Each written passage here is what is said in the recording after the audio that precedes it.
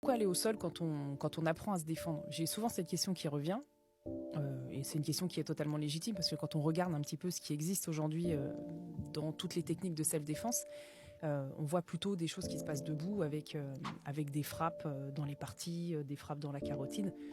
Et moi, j'arrive un petit peu en vous expliquant, mesdames, qu'une des solutions pour vous, un des endroits où vous serez le plus en sécurité, c'est le sol.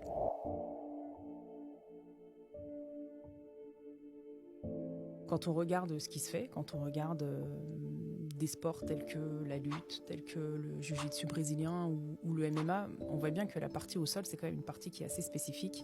Et quand on l'a pratiqué un minimum, eh ben on sait que le poids et la taille n'ont pas du tout la même incidence sur l'adversaire que lorsque l'on est debout. Et d'ailleurs, à ce sujet, c'est Dana White qui, dans un de ses podcasts, disait If you wanted to get your daughter into a martial art, should I put my daughter into karate or should I put her into this? You put your daughter into jiu-jitsu 100% because it's not about size or strength, it's about technique. And you give your daughter a bunch of jiu-jitsu and a little bit of Muay Thai, you know? Yeah, she becomes dangerous. And the other thing, I mean, this is the biggest selling point for jiu-jitsu for women. I mean, when a woman, no matter how big, how small, can put a guy to sleep in 3.5 seconds.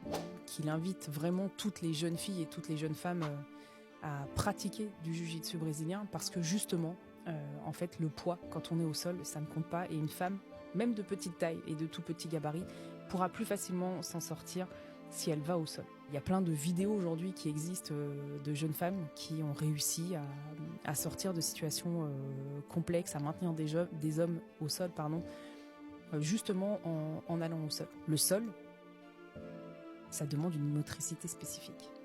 Et si vous n'avez pas l'habitude de vous mouvoir au sol, vous n'arriverez pas à vous en sortir, même si vous êtes très grand et très fort. Et le sol, plus vous êtes crispé, plus vous allez dépenser de l'énergie, et plus, entre guillemets, vous allez être raide, et ça va être compliqué pour vous de réussir à vous en sortir.